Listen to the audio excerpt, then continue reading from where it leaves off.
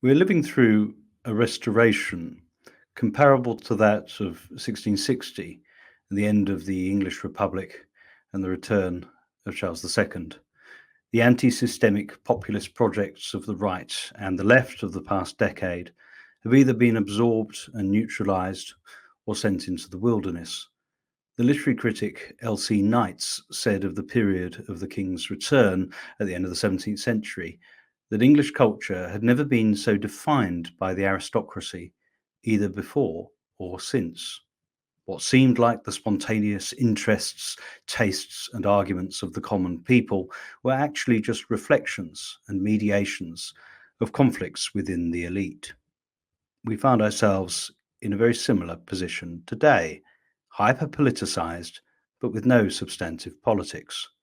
Fortunately, this time round, in our post populist condition, you have the popular show to act as your guide. David Slavick, my co host, why don't you introduce yourself to the viewers? So I am really excited to be on Diet Soap and talking about what we always talk about every week on our podcast is really like getting to the crux of what the difference between culture and politics is, and interrogating, lifting the skin. We like to bake it and boil it here and see where it goes. My background is in DC politics. I'm a bit of an establishment guy, actually, which is quite interesting for this channel. I worked in Democratic politics for about 15 years. I worked in the Obama campaign. I worked for a very centrist think tank called Third Way. And then I ended up doing some work for Tesla. And then ultimately, I was radicalized and worked for the Michael Brooks Show, where I was the producer and went on and helped create a number of other podcasts that you may know and love.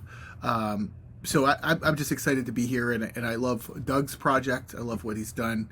I love what Alfie does. I love what Ashley does. I love all the people on this beautiful channel. And James A. Smith is a once in a lifetime brilliant guy. So it's always a pleasure to be next to him. Pleasure to work with you, David. We've been doing this side by side for about a year now. We were doing it for a little while before that with other collaborators, but as a pair, we're a year old. And over the last year on our podcast channel, we've spoken to some of the big names and some of the big casualties of the populist period, both on the left and the right. And we've been home for conversations across those conventional divides. So to people who are encountering us for the first time, we hope that you'll go back and look over some of that stuff that we've been doing. And also, this is a great jumping on point. We're returning to video, which is where we started, but we haven't done that for a long time. And basically what we're going to be doing is each week we're going to be producing a show like this, which will usually contain some interview elements, and we'll be putting the full versions of the interviews that we do, as well as other extra stuff on our Patreon channel, patreon.com/thepopularpod. So if you're inclined to help us develop the project and help keep us afloat, get over there and you can listen to loads of extra stuff. But otherwise, we're very glad to be speaking to you right here on the Diet Soap Sublation YouTube channel. We are the popular show. We've got a great show for you today. We're talking to a couple of guests. We'll have River Page joining us live in a moment. He's well, why don't you introduce River, David? We had him on our show before. So River Page is one of the sort of up and coming sort of queer writers. He would balk at the term queer because it's he's a gay Southerner with sort of like heterodox opinions about different things. He was a contributor to the Twink Revolution blog. He has written at Compact magazine. He is writes at Splice Today, where you'll find some of my writings on Canadian politics. And he is one of those people who is constantly pushing around the boundaries of what's acceptable discourse, not because he's vulgar, because he's right. He's often, pointing out the things that people don't want to talk about, acknowledging the hidden histories of things that people don't are willing to acknowledge, and he is always pushing the envelope. And I'm really excited to talk to him again. We've interviewed him before at length. He is really one of those sort of hidden talents. He's young, he's good looking. You can't beat him. He's great. Yeah, we're going to be talking about the Don't Say Gay bill and the controversy over the American rights discovery of trans rights as a kind of a big issue. And I guess that's in some ways a kind of typical issue for us. It's not a nettle we've grasped before, but like Brexit, like COVID, like the truckers' protest, like BLM, any number of issues, we've tried to be a place where we can sort of like push into the corners that the left doesn't usually like to go into, to try to sort of unpick the contradictions really in the way the left often talks about these issues. So very excited to be doing that with River a little bit later on. For the people who may be listening from the UK who are familiar with the Turf Island type stuff, the way that the American political project deals with sexual relations and sexual politics is so different. It's fascinating, and I've been following a lot of sort of the gender critical sort of discourse in the UK, which is very interesting because it comes from a sort of a left project, like a radical feminist project, whereas in the US this is a resurgence of somewhere of between Trump populism and the sort of cultural populism of the new right, in addition to the old sort of homophobia of the sort of prior project of the Christian Coalition. So you'll see some of these really interesting things bubble up. And it's like a gumbo. It's like you can only, French cooking is delicious. African cooking is delicious. There's Caribbean cooking. And then you go to Louisiana. And only in Louisiana can you have gumbo the way it is, right? It's spicy. It's hot. It's weird. It's got everything in it, right?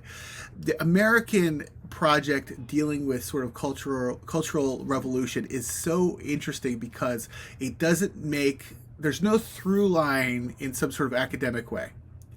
It always bubbles up in a new way, in a melange, in a flavor, in a masala of sort of homophobia. And I find it really interesting because in many instances, it makes sense to a certain group of people, but it is also not about the thing, which I think in the UK and some other instances, it is actually about trans women in bathrooms and things like that. This is not about that. This is about another project. It's about Rick DeSantis being president. It's about Greg Abbott being president. It's about Donald Trump being president. It's about the conservative. It's about the midterm elections. And it further makes me feel like things in America are never about what they're about, despite Americans being very direct. And I think that's really interesting. And I'm very passionate about this because I think it's the most American thing I've seen in a long time.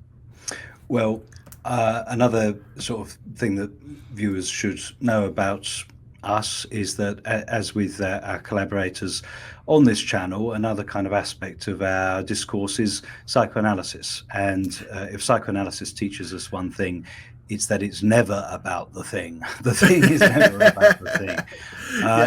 There's 5 levels here, I think. We can. It's a 5-layer dip of weirdness, and some of it's about the thing.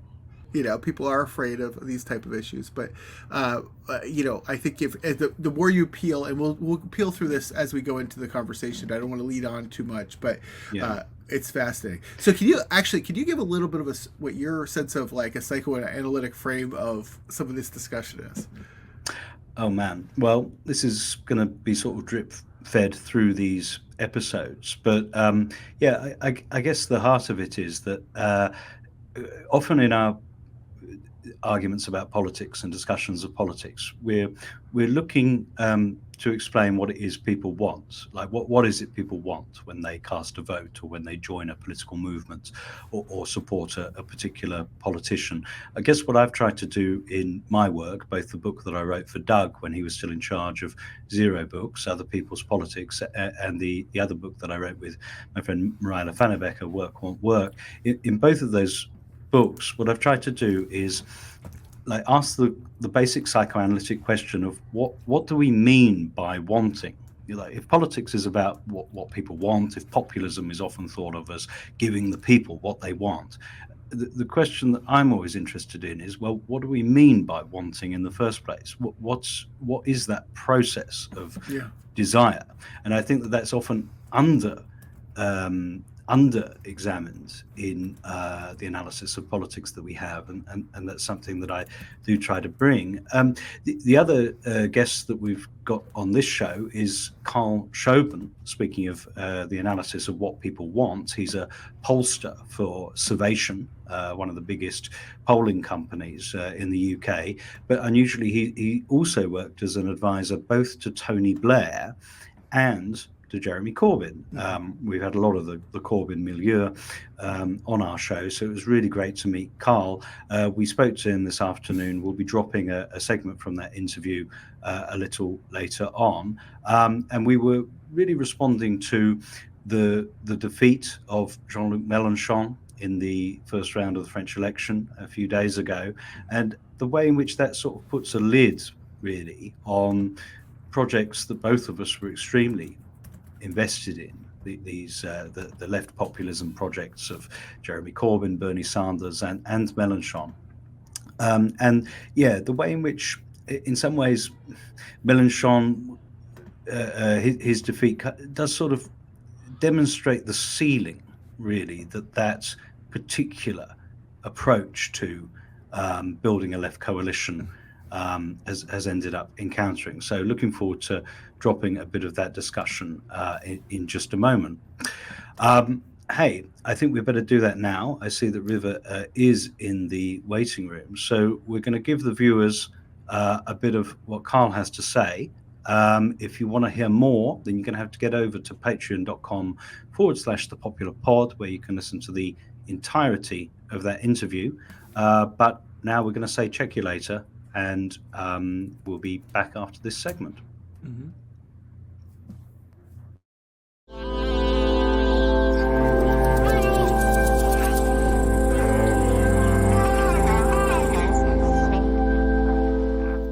I mean, just as an example of that, and the right sort of traditional right voters sometimes taking on a more anti-capitalist stance than voters on the traditional left. We have a Nigel Farage in this country who, is led the campaign for Brexit, effectively led the Leave campaign, and during the Brexit referendum, the campaign to stay in the EU was totally dominated as an economic argument, and saying if you leave the EU, the economy is gonna collapse, and we have all these economic advantages staying in the EU. We have frictionless trade was suddenly became a big catchphrase, which no one had ever really thought about before. And Nigel Farage just came out, this kind of big hero of the right and big bogey figure of the left, came out and said, there's more to life than money. And he was, you had all these people on the left that have spent a lifetime arguing that there's more to life than money, and saying this guy's an idiot because he thinks there's more to life than money. But he was speaking to people that actually they would like enough money to live, but their whole economic system and their whole way of living means more. There's more to it than just money. They want to have a reasonable life, and they want to have their areas in a way they used to, for example. I mean, as I guess I'd slightly underestimated the extent to which this Mélenchon defeat has sort of felt like putting a lid on this whole kind of long 2016 adventure on the left, slightly belatedly from an Anglophone point of view. And I think one thing that it should put to bed is the slightly hyperactive kind of manner on the left that we got trained in through those years of constantly responding to successive crises and constantly defending our guy against the latest set of accusations. We've got used to like thinking that we, even people who don't have any more involvement than supporting the candidate need to always be there ready on Twitter and elsewhere, responding to everything. I think that part of our kind of countenancing of defeat and recognizing that it is going to be a bit of time before we come back, part of that should be not thinking that we have to have the left-wing answer to every successive issue from the Russian invasion through to Will Smith slapping Chris Rock. There doesn't need to be a left-wing like policy response to each of these things, because we don't have anyone who's going to enact left-wing policies right now. It would be much better if we were sort of, taking the lessons of the kinds of patterns that you've been describing and realizing that actually what we need to be doing is learning a sort of culture change where we get away from that automatic sympathizing with elite liberal institutions and learn to understand where people are coming from in this impulsive anti-systemic kind of habit or impulse that as you say, people are in. And yeah, to use this time to make sure that when we do get this next chance, we're not simply reenacting the same mistakes that we made over Brexit and over Trump. And I mean, we've said on the show, and I've said in Jacobin that actually the dilemmas that have presented themselves since our big defeats, the broad left has tended to actually react in just the same sort of slightly haughty, from above, systemic way.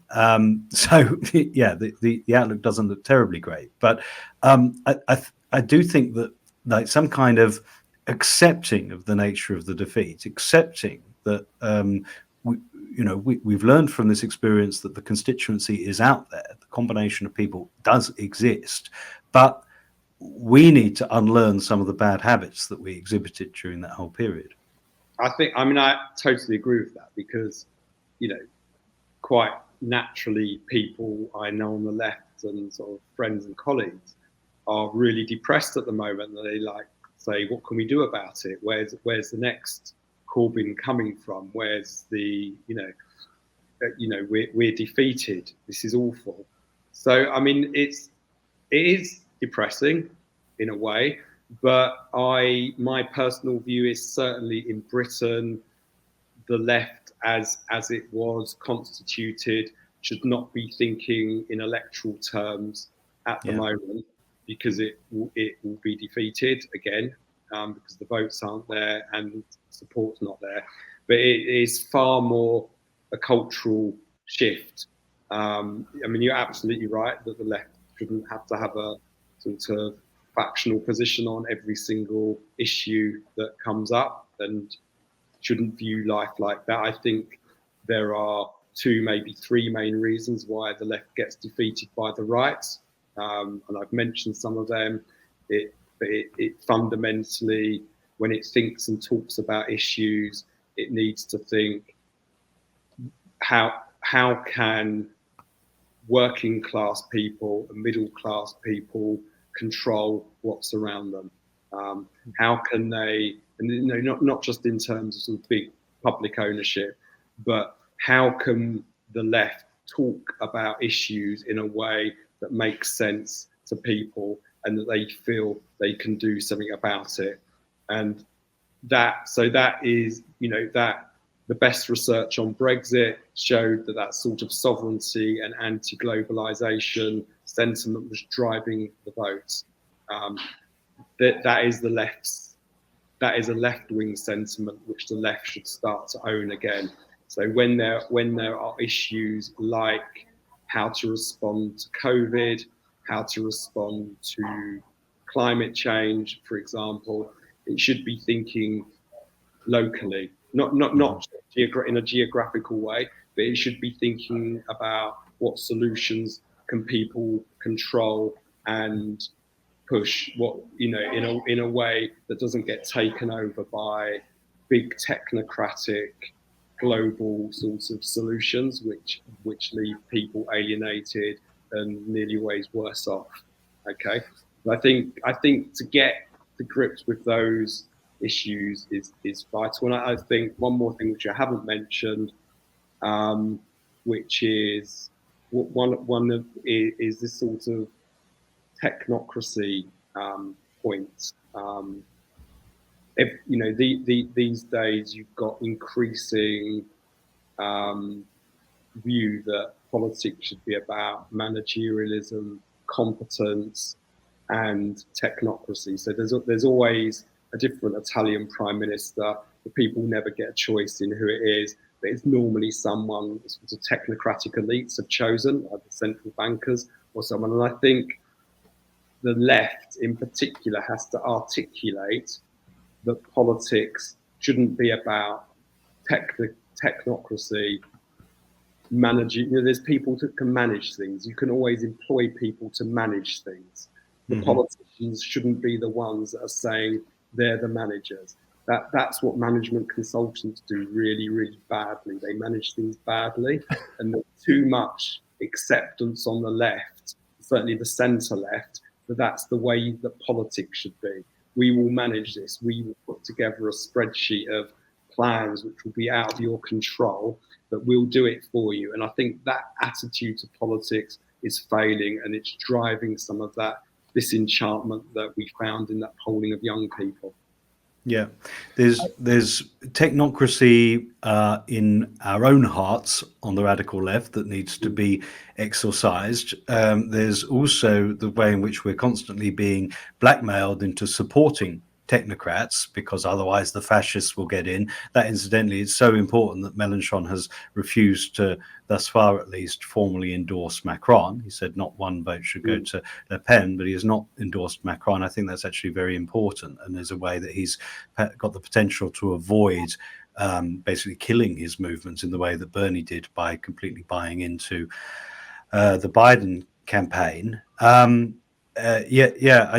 We need to just keep that kind of clear water between us and the technocrats as much as we possibly can, and need to be constantly conscious of that miserable association. I mean, after all, if we've learned anything of the past few years, we should have learned that those liberals who were kind of counted in as a crucial part of the left populist constituency, they won't support us in the end. They are not on our side. If it had been Le Pen and Mélenchon, you could see the mainstream liberal headlines.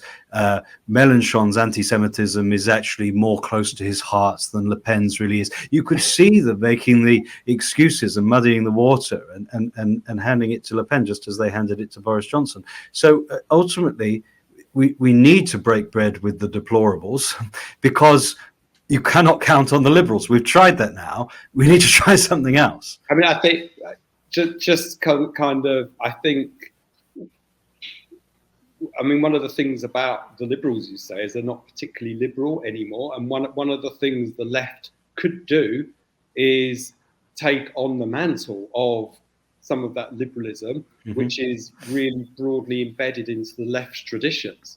So, you know, just as an example, when vaccine passports were being introduced in varying different ways, certainly in Britain and around the world, I thought that was illiberal and said so, but got very, very little support from anyone on the traditional left. Yeah. And it was the right that were championing the case against vaccine passports.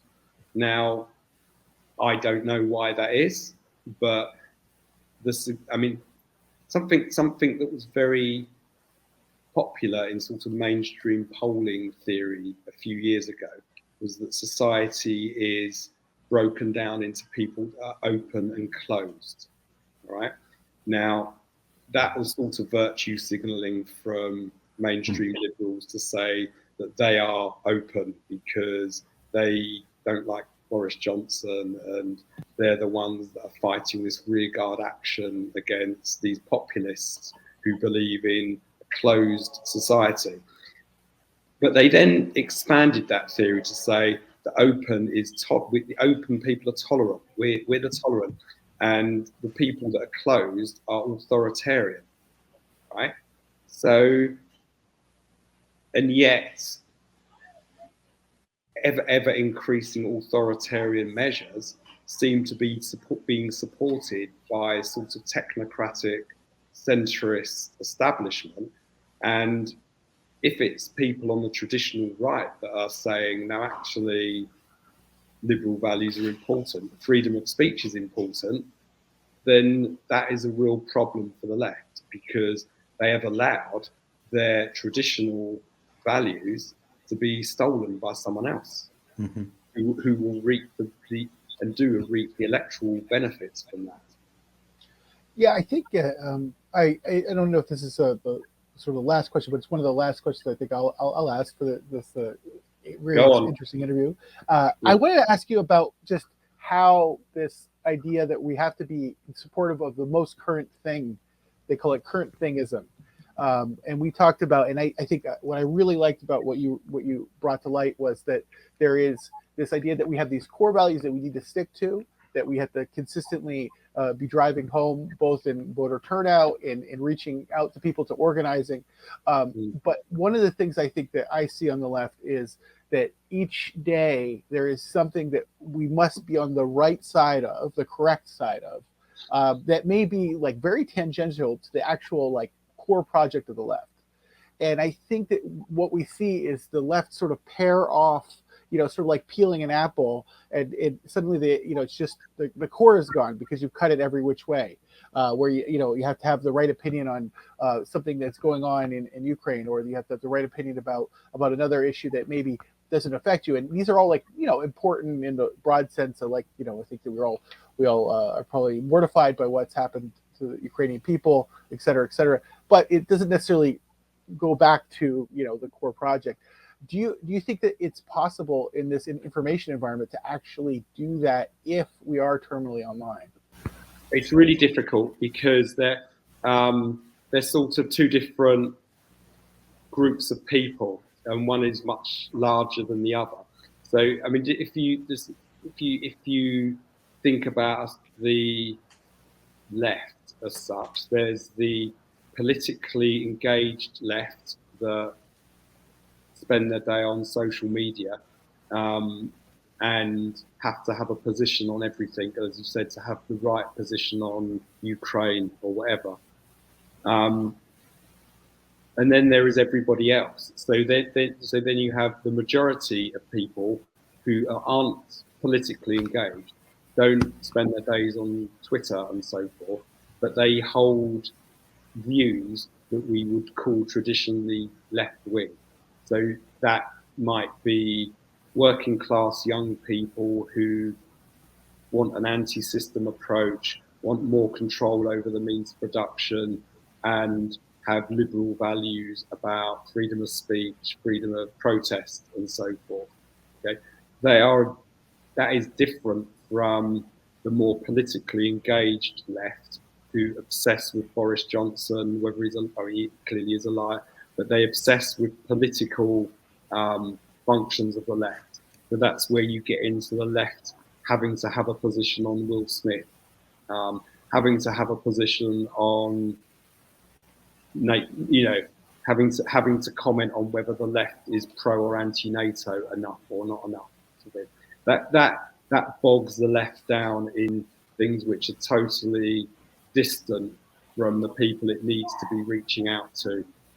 And it lends itself to a constant sort of meta commentary where it's the left talking about the left all the time. Yeah, I mean, just one more point. When we talk about people like Messina, and I mean one of the reasons why centrist political strategists and right-wing political strategists are more successful than left-wing political strategists is because the right and the centre right have a better understanding are the issues that normal people are interested in, whilst the left has a tendency to think the issues that are most important are the ones that they're interested in, rather than, I think the right is consistently better at understanding this.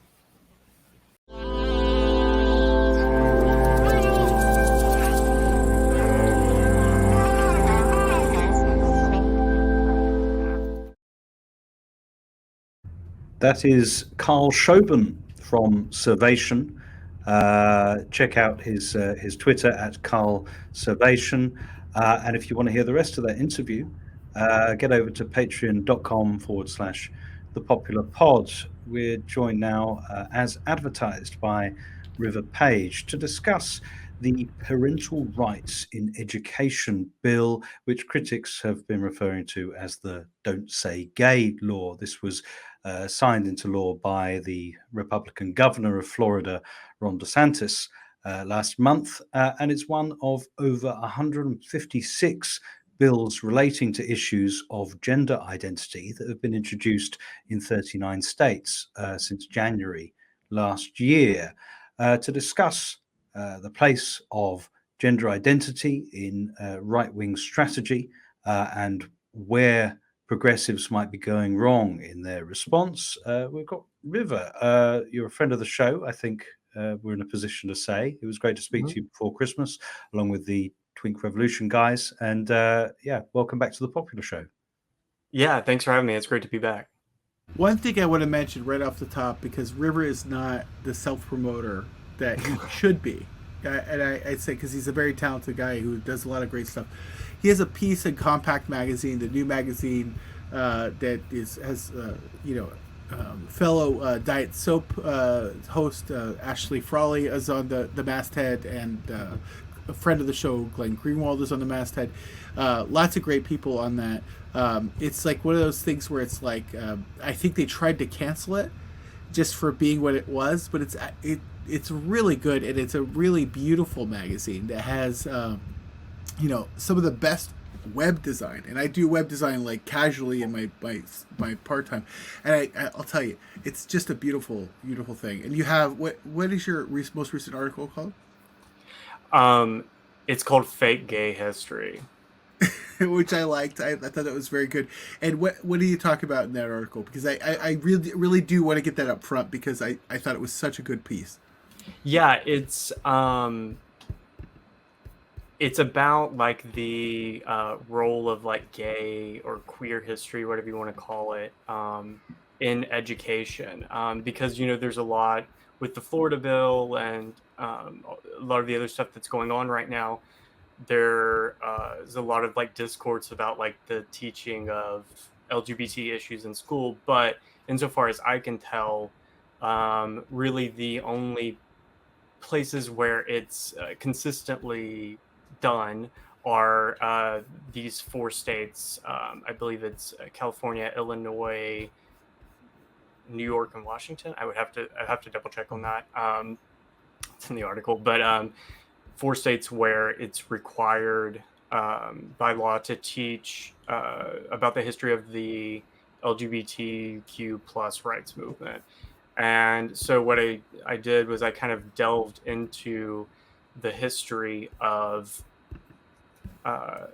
or the popular conceptions of that history, which are more often than not ahistorical at almost every pivotal point.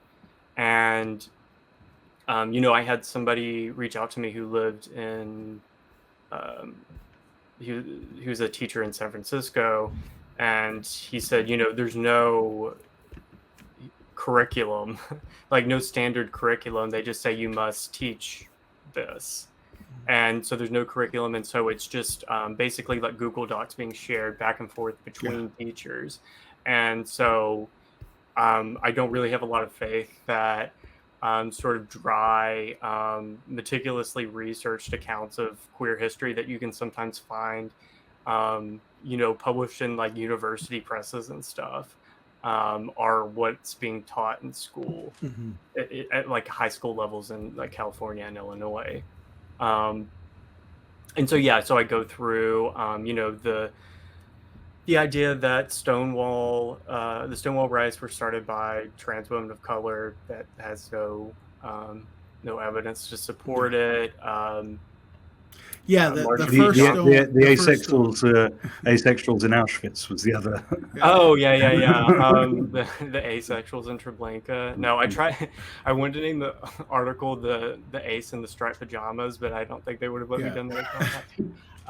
But yeah, no, that's really interesting because I think I want to zero in on that because I think it's that there is something very interesting about the way identity has been changed, like the way it's perceived as being like way society deals with it, and then also like how people deal with it now, and this revisionist history of like Joan of Arc was a trans woman, or these types of things like. We can all understand that she like Joan of Arc was gender non-conforming in a way. Sure, yeah. Yeah, right. But she wasn't a trans man. She was Joan of Arc. Her name was still Joan. But it's like one of those things. But if she existed at all, that's also very complicated. But it's there's a religiosity being pushed back on some of this stuff that I think is interesting. Yeah, well, there's a sort of like flattening of the concept of queerness. I cited like what is his name? Jermaine Terrell Star. Yes. The guy who he's like Ukraine's hero. A guy, he's like doing journalism in Ukraine, and he's like, I'm a black guy, and like the Azov battalion is cool, or this is like kind of crazy. But he came out, I guess, like as straight. I don't know. It was like very confusing. Where he was like, it's hard for black men to come out as queer, because I'm attracted to all kinds of women, not men at all. Yeah, I like chubby girls. I like skinny girls. He specified that, and the strange thing is, I realized I was queer, and the funny thing was that I've never been attracted to a man. And I mean, this is pure comedy, but of course it should set off the spider sense, and you think, right, this guy is a trans chaser. Absolutely nailed it. And that's what turned out to be the case. I'm sure trans people wouldn't thank him for sort of revealing. No, I mean, here's the thing: is that if trans women are women, then he's not queer. I mean, that's the other thing. And there's these dynamic tensions in these internal dialogues where everyone wants to have an identity, but actually, in many ways, they're excluding other people's identity. So, like I'm firmly on the sort of trans women are women because why not? And people have we have a guest on who've had different opinions on that, but I'm like, okay, that's my starting point. But you don't get to be queer because you like for whatever like I don't there's a lot of stuff on Pornhub. It doesn't make you it doesn't make you homosexual. You're sort of like I guess like kinkiest aspects like don't necessarily have to be formed into an identity, there's a sort of usefulness to like using the term gay because like it explains why I have a husband and not a wife, but I mean, when you start getting into these sort of like niche things, that's when things get more complicated. Now everything's on a spectrum, which in some cases is like I guess like kind of true. Like there's like sort of like bisexuality and like guys who might try it once or like but not really enough to like pursue it or like be like that be a part of their identity or complicated sort of things like that. But like when you start talking about asexuality spectrums where it's like you're horny sometimes but not others, I'm like, okay, well that's just being a person. But all of these things are getting backtracked into history. So I cited the TikTok, which was dug up by that lady who runs Libs of TikTok, who, I mean, I can't really approve of everything that goes on in that account. I think she's kind of in a little too deep, but saying it was basically a teacher somewhere in Missouri. I know because she was doxxed by the libs of TikTok lady. It's kind of gross, but basically her thing was she was like, well, you want to be sneaky and you can like signal to kids that you support queer rights or whatever by putting a pink triangle up, and kids look for that. I'm like, okay, well, first of all, no, they don't. But second, and then she goes on to say, this was used in the concentration camps to designate. I don't think she actually said lesbians. I think she said women who are attracted to women or something. I don't know why. Yeah. And which is maybe a better people, maybe it's a better distinction. Yeah. Yeah. And asexual people, and it's been appropriated by the queer community. And the second part of that is true. It has been like appropriated by this sort of amorphous community of people who call themselves queer, which isn't the same thing as gay or even trans really at this point. It's kind of become I almost at this point just associate the term with people who are too progressive to just call themselves straight. I don't know. Like Yeah, I mean, there's a couple of interesting things there. The fact that in that clip, there was evidence of that standard kind of woke one-upmanship where you can't say the obvious example, because if you do, you're being kind of basic. So you couldn't say gay men were put in concentration camps. You've got to like choose some other more niche identity because that's too obvious. The other thing is that the funny thing is, even if you go back in the actual sort of writing of queer theory, the point isn't that like, oh, there are some cool arty people and they are queer. Like if you're reading Eve Sedgwick, for example, Between Men, the whole point is that like normative heterosexual relationships have to constantly like block out the possibility of same-sex desire. That's what like at least one kind of major strand of queer theory is all about. That so-called normal sexuality is always kind of negotiating like the fact that it has same-sex intimacy in it. I mean, it's put very well by Joe Exotic in Tiger King when he's trying to seduce like this young straight guy, and he says, well, if when you're watching porn and the guy's giving it to her, do you want him to have a big cock or a small one? And the guy says, a big one, I guess. And he says, well, you ain't that straight. And that's a really kind of good example of that of like that. I'm not going to say original, that's very funny because I've heard that queerness, far before Joe Exotic. That's a very funny joke. I think that's I want to say that it's it's an old comedian that he borrowed that from, and I can't. But the point is that like it's not like, oh well, I'm, as you say, sometimes I'm not horny and therefore I must be quit. This kind of pathologization of like quite unremarkable sexual experiences, and then turning it into a sort of badge of honor.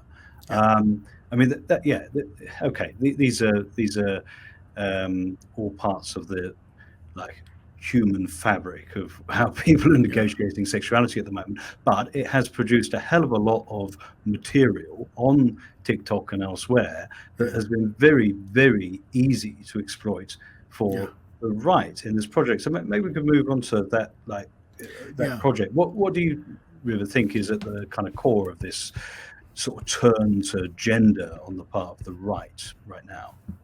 Well, I think it's a turn to gender on the part of the left, or of the sort of LGBT activist sort of sphere.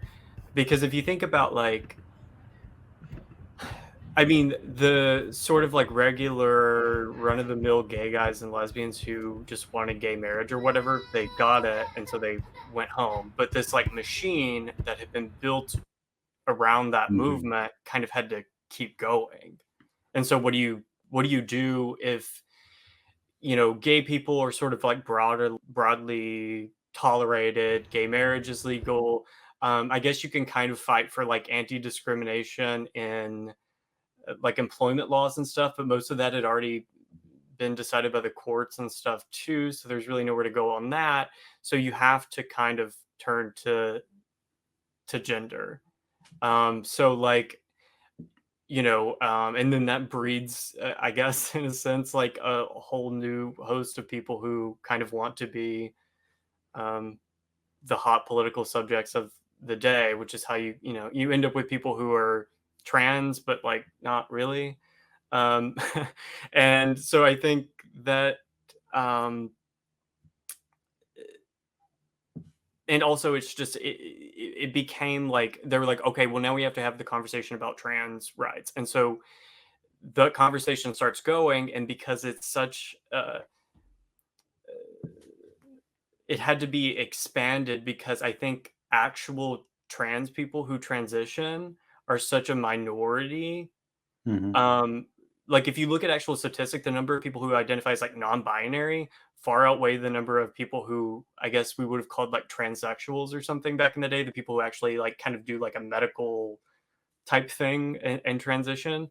So it had to basically like the entire country had to like have this Judith Butler ass like conversation about gender. And I think that provoked the reaction that can be expected. And I don't think it's really just coming from like, it is coming from the right, but there's also people who have not traditionally considered themselves on the right who have a problem with it. I mean, I guess the most classic sort of example would be like the old school, like second wave feminist lesbians, James would probably, it seems to be a lot of them in the UK. I don't Oh know yeah, why. yeah. It's one of But our finest exports. right, yeah. Not exactly, Jerry Falwell types complaining about it. But I think from the more traditional American right, it comes from the sort of same place it's always come from. Like I grew up evangelical. I remember my um, mom going to the school and yelling at a teacher in the third grade because she gave me a Harry Potter book because she was like, you need, like, I was reading it like a higher level, and she was like, here's like a big thick book, read this. And my mom got like so upset about it.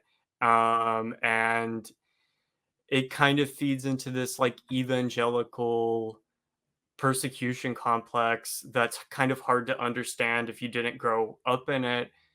But basically, the worldview is like we are in like this cosmic battle of sort of good and evil, and like the forces of evil are always trying to corrupt you and corrupt like the sort of naive sort of like faith and almost not pure because they believe everybody is born with sin, but like the sort of innate purity of children and Yeah. all of that.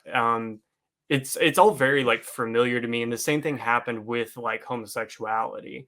But I think it had just kind of been accepted that um, that battle had been lost, and that gay people would have to kind of be tolerated on some level. And I think there was like people wanted to tolerate them even if things get a little complicated. You know what I mean? Yeah. Like, I mean, So I still talk to my mom like 3 times a week, but she didn't come to my wedding because that was like a moral line she couldn't cross. But I'm still her son. And there's like, because there's so many more actual just like gay people than there are like trans people who, people had to, I guess, kind of like you couldn't quite demonize people in the same way anymore. But I think that the trans thing is still sort of new, despite all the people who identify as non-binary who just look normal. That in terms of like actual trans people who transition, not everybody knows someone like that, and if you don't, then it can be easy to demonize those people, but I think there's also just, I don't know. It sounds fucked up to say, but people aren't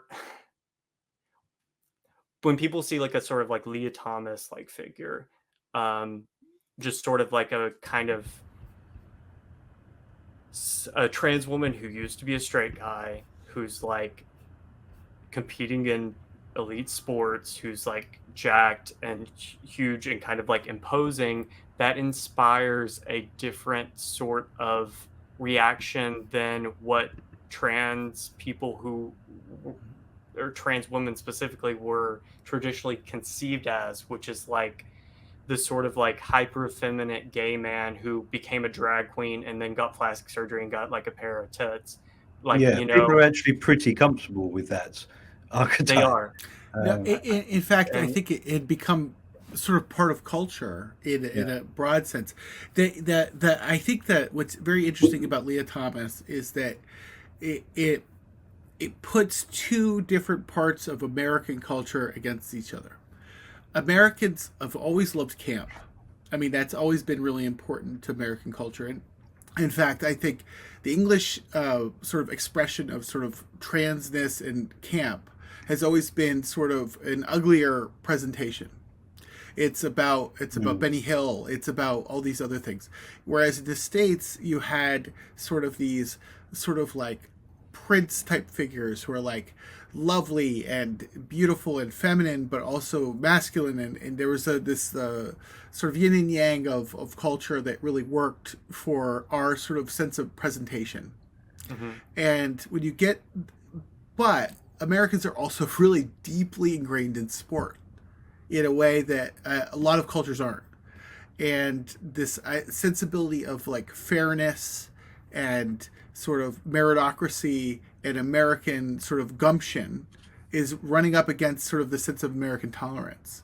And I find that really interesting because I have friends who I know have gay friends who know trans people who the sport thing has set them off.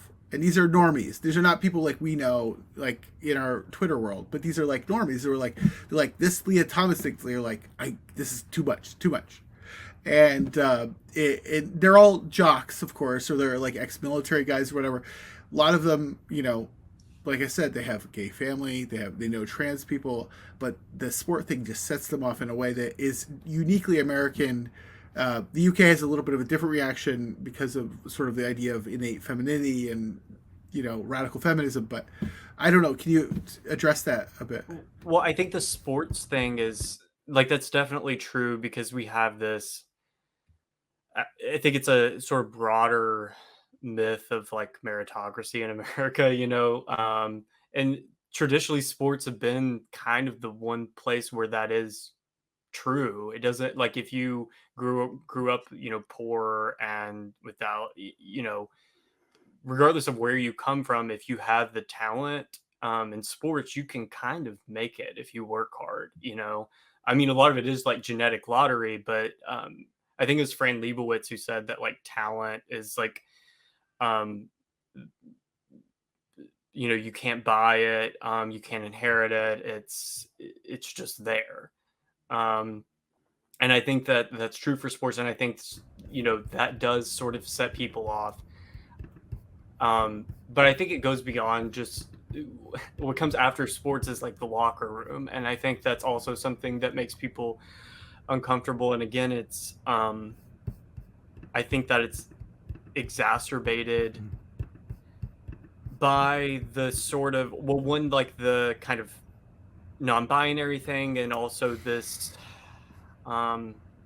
this more postmodern, I guess, approach to gender, where it's like, well, you can't really define what a man or a woman is, but if a person calls himself a woman and they are a woman, that wasn't always like how it was with trans people. Like, there used to be like, you had a transition, like the transition, as in like taking hormones and having surgeries and stuff, as like an operative sort of thing, with the ultimate goal being to pass, is I think still a goal for a lot of trans people, but there's a certain very vocal subset to where it's like, no, like I don't have to pass. I don't have to take hormones if I don't want to. I don't, or maybe I do have to take hormones, but whatever. And again, um, I think that the trans lesbian thing complicates it a lot more,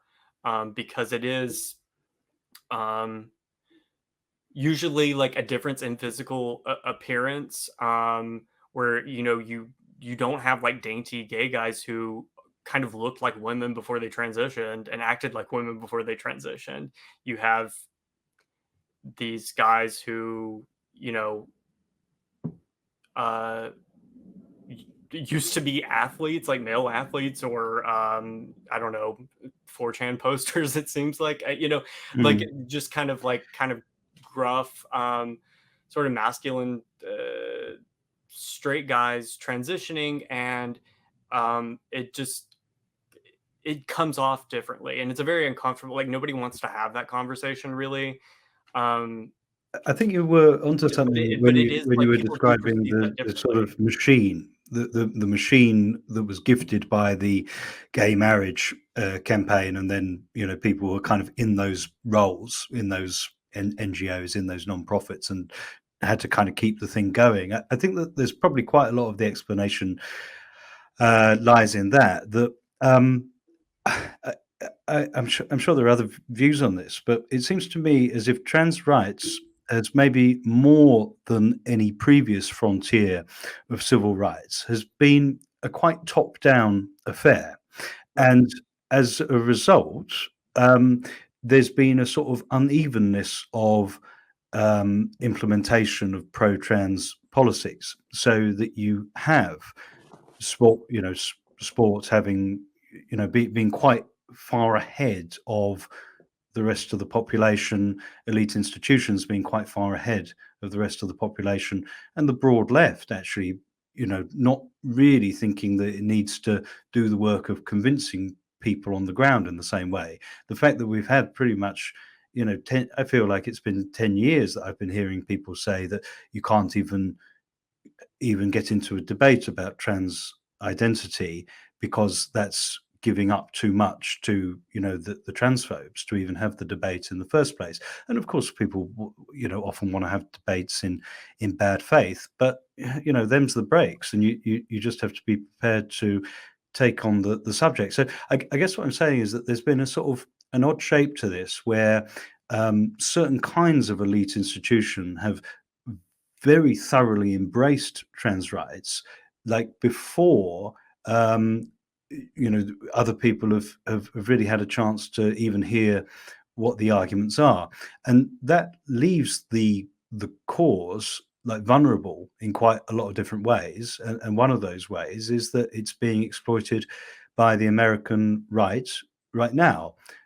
Some of that right-wing critique of how these issues are being presented and dealt with, I think that we'd probably want to give some time to, and to take seriously, and probably would find that there kind of is a point there. Elsewhere, it is just common or garden bigotry of the same kind that we heard about gay marriage, and all this stuff about groomers, and Marjorie Taylor Greene saying the Democrats are the party of paedophiles. It's the old homophobic playbook. I don't want to let the right off the hook for that, but I guess the point is that there is something particular about the way trans rights has played out that is quite different to the way in which previous causes were exercised, and I think it's got a lot to do with that kind of machinery of like thought leaders that haven't really had to convince anyone on the ground. I think you're absolutely right. It has been very much top down. Also a smaller population. Not everybody knows like a trans person the way that, by the time gay marriage was legalized, everybody had like a gay cousin or whatever, gay coworker. Um, and I don't know if you'll ever get to that point with trans people. I don't know if there's enough of them. And of course, like you said, some of it's like a lot of old school bigotry. I think a lot of it is also the the permanence, I guess, of transition is something that makes people uncomfortable, especially when you're dealing with children. Because, you know, if you remember, it was even a phenomenon where I grew up, which was like the middle of fucking nowhere in East Texas. Mostly girls, you know, coming out as like bisexual and like not really, you know, but like it was kind of like a sort of like trendy thing to do, and maybe like make out with a girl at a party or something. But like literally every woman I know who did that when we were like in high school or middle school is like married to a man now, or like in a long-term relationship with a man. And I've heard that in some places, like more liberal places, there were also guys doing that too, who were like not actually gay. Um, and I feel like that's a little bit more harmless, because even if you do like have gay sex like once, like you're after it's, if you find out you don't like it, like you just don't do it again. You know, Yeah. like it's kind of like that's the end of it. You're like, oh, that was a weird Yeah, 20 I minutes. mean, But if you with the transition thing, I think that it does make people deeply uncomfortable. The idea of like letting kids transition, and particularly like that being kind of like at least like a social transition, something that's like uh sort of accepted by the schools. And I know there's been certain situations where it's like they don't tell the parents that the kid is wanting to go by different pronouns and different names and stuff. And that's one thing, and I think that's what this Florida bill had a lot, the don't get say gay bill had a lot to do with. But I think that the medical transition really does freak people out when it comes to kids, because I think, you know, kids are teenagers don't really know what they want, you know, most of them. And I think that it's you know, I'm sure like there's people who do it and like they're perfectly happy. But the detransitioner phenomenon, I mean, I've talked to some of these people. I mean, it's a real thing. And Abigail Schreier wrote a whole book about it. I know people got mad about that, but I mean, it is a phenomena. um it's not a right-wing talking point. These are actual experiences that people are having, and I think they need to be taken seriously. And the fact that they're not, and if you bring them up, you're kind of seen as like a bigot, I think really, really bothers a lot of people. Yeah, I think we really want to deep dive and carry on debating like that particular aspect of the question. As we're at the time we are, I'm just going to thank the YouTube audience for watching this first episode of the popular show on the Diet Soap Sublation Media channel. To carry on listening to our discussion with River, get over to patreon.com/the popular pod. Thanks for watching. now that